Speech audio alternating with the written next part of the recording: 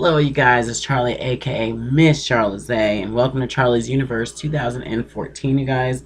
And I'm gonna get right to it. We're gonna finish reading out of the fabulous book, The Sex and the City. If you have not yet heard chapters 1 through 4, go back through my videos and check those out. It should just be a few videos back.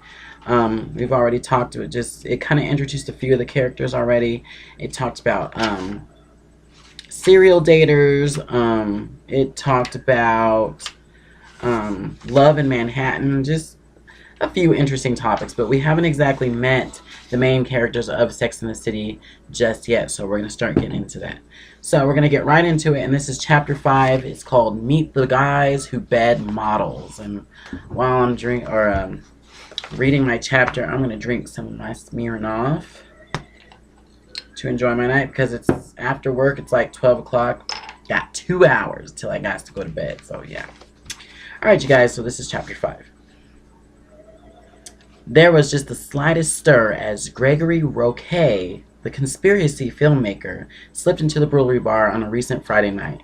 The auteur of such controversial films as GRF, General Rudolph Ford, and The Monkees, Mr. Roquet was wearing a tatty tweed jacket and keeping his head down. Surrounding him was a swarm of 6 young women, new models with a well-known modeling agency. All of the girls were under 21. 2 were as young as 16, and most of them had never seen Mr. Roquet's films and, frankly, couldn't have cared less. Functioning like 2 small tugboats and keeping the swarm moving and intact were the modelizers. Jack and Ben, 2 self-employed investors in their early 30s, men of nondescriptive features, save for the buck teeth of one and the stylish spiky haircut of the other. At first glance, it looked like a merry group. The girls were smiling. Mr. Roquet sat in a banquet, flanked by his beauties, while the 2 young men sat in the aisle chairs, as if to ward off any unwelcome intruders who might try to talk to Mr. Roquet, or, even worse, steal one of the girls. Mr. Roquet would lean toward one or another girl, engaging in snippets of conversation. The young men were lively, but it wasn't quite as charming as it appeared. For one thing, if you looked closely at the girls, you could see the boredom pulling down their features like old age. They had nothing to say to Mr. Roquet, and even less to say to each other. But everyone at the table had a job to do, and they were doing it. So the group sat and sat, looking glamorous, and after a while they got into Mr. Roquet's limousine and went to the tunnel, where Mr. Roquet danced desperately at one of the girls, and then realized he was bored up to his eye teeth and went home alone. The girls stayed for a while and took drugs. And then Jack, who had the spiky haircut, grabbed one of the girls and said, "You stupid slut." And she went home with him. He gave her more drugs, and she gave him a blowjob. That sort of scenario is acted out just about every night in New York, in restaurants and clubs. There one invariably finds the beautiful young models who flock to New York like birds, and their attendants, men like Jack and Ben, who practically make a profession of wining and dining them, and with varying degrees of success, seducing them. Meet the modelizers. Modelizers are a particular breed. They're a step up beyond womanizers, who will sleep with just about anything in a skirt. Modelizers are obsessed not with women, but with models. They love them for their beauty and hate them for everything else. Their stupidity, their flakiness, their lack of values, their baggage, says Jack. Modelizers inhabit a sort of parallel universe, and with its own planets. Nobu, Brewery Bar, Tabak, Flowers, Tunnel, Expo, Metropolis, and satellites, the various apartments, many near Union Square, that the big modeling agencies rent for the models. And goddesses, Linda, Naomi, Christy, Ellie, Bridget. Welcome to their world. It's not pretty.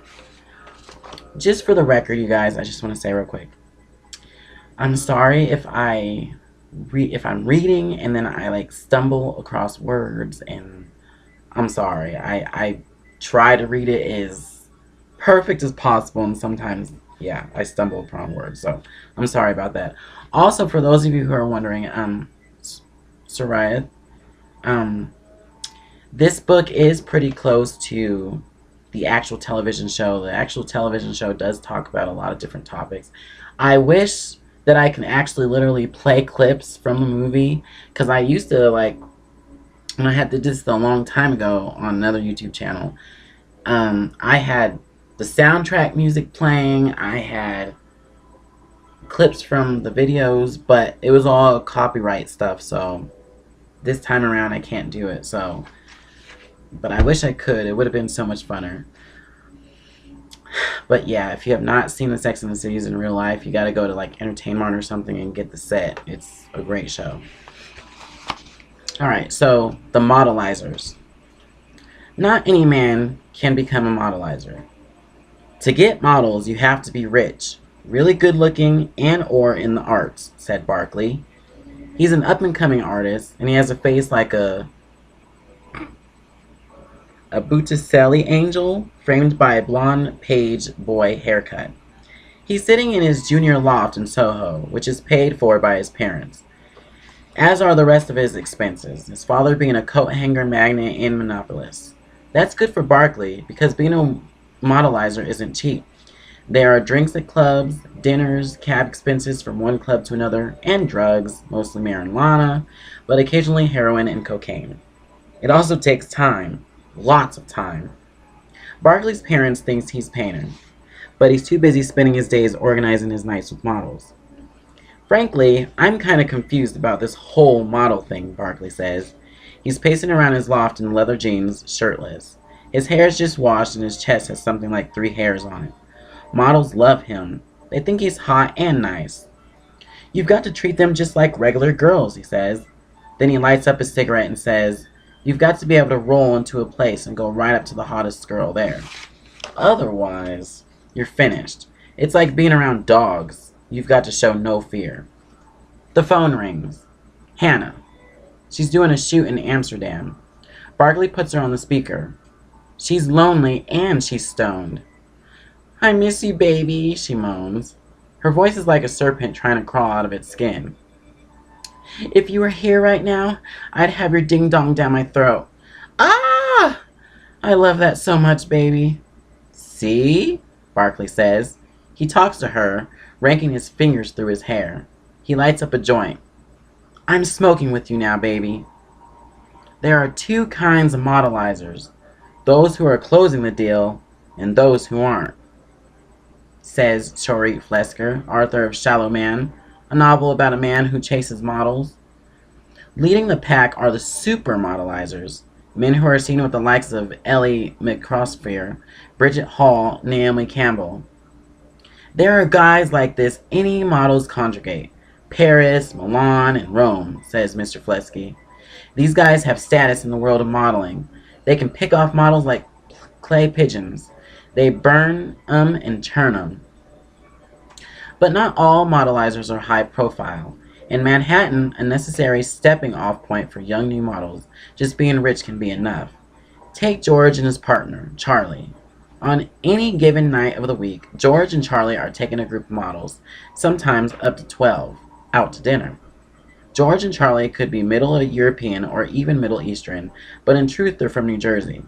They're in the import-export business, and though neither is 30 yet, they've each worth a few million.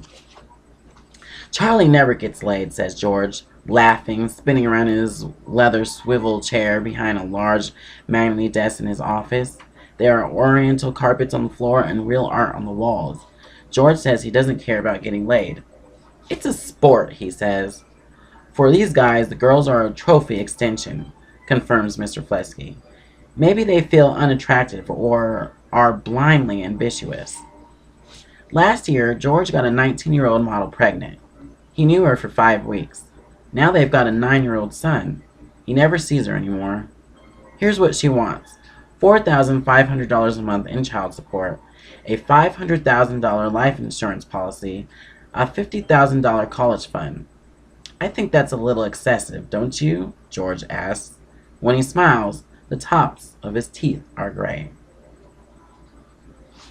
Alright, this is called Wilhelmina Girls. So how does the guy get into George's position? The girls travel in packs, explains Barkley.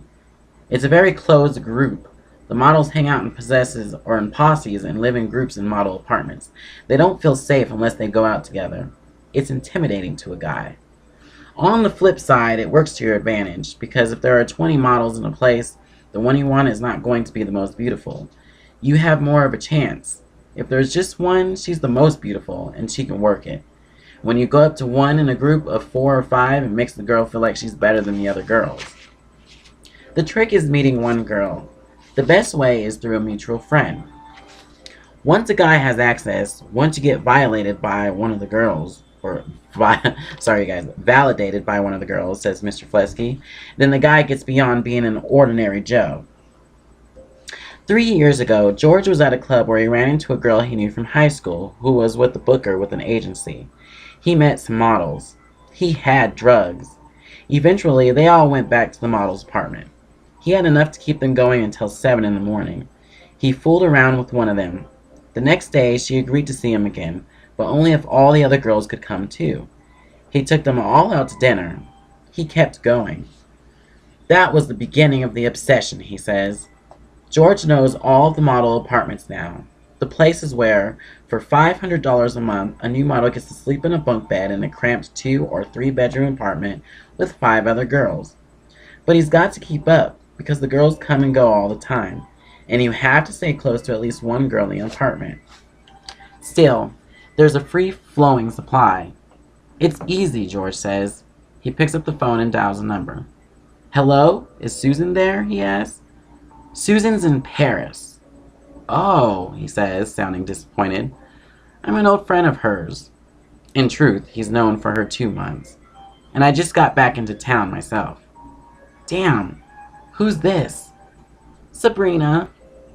Hey, Sabrina, I'm George. They chat for about 10 minutes. We're thinking about going to Brewery Bar tonight, getting a group together. Do you want to come? Sure, why not? Sabrina says. You can practically hear her thumb pop out of her mouth. And who else is there with you? George asks. Do you think they might want to come too? George hangs up the phone. It's actually better if there are more guys than girls when you go out, he says. If there are more girls, they get competitive with each other. They get quiet.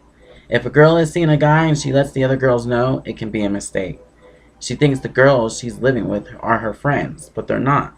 The girls she just met who happen to be in the same situation, girls try to steal guys all the time. There are a lot of bambus out there, says Mr. Flesky. George says he has a system. There's a hierarchy of sexual availability in the model apartments, he says. Wilhelmina girls are the easiest. Willie tends to get girls who grow up in model homes or the east end of London. Elite, they have 2 apartments. One uptown on 86th Street and one downtown on 16th. They keep the nice girls in the uptown apartment. The girls in the downtown apartment are friendlier. Girls who live in Aline Ford are untouchable. One reason is that Aline's maid hangs up if you call. A lot of these girls live between 20th Street and Union Square. There's Zuckerdorf Towers on 15th, and a place on 22nd and Park Avenue South. The older models who work a lot tend to live on the east side. This is a modeler glossary. Thing equals a model. Civilian equals women who are not models. We talk about it all the time. How hard is it to go back to civilians, says George. You've never met them or make an attempt to meet them.